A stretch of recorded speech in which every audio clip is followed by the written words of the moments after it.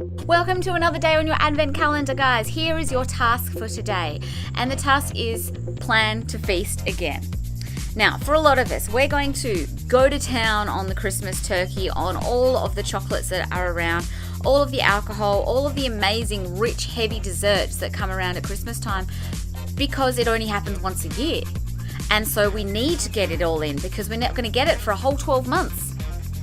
But who says that's the case? And this has actually been proven that if we have something to look forward to, if we have another event planned, if we have another dinner party planned that we know we're going to make that banoffee pie and we're going to be able to have a piece, you're less likely to overindulge and go completely overboard on it at Christmas time.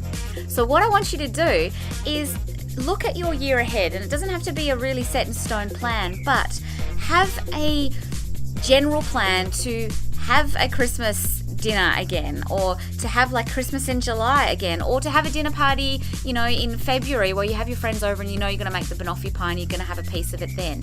Even just telling yourself this, even if it doesn't quite come to fruition during the year, it actually stops us from overdoing it because we know we're not going to miss out. We're going to get it again.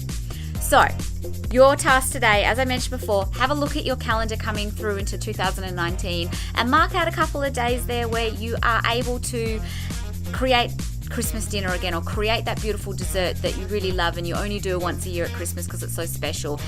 And know that you're going to be able to have that beautiful food again, and you're not going to miss out if you only have that one piece come Christmas Day.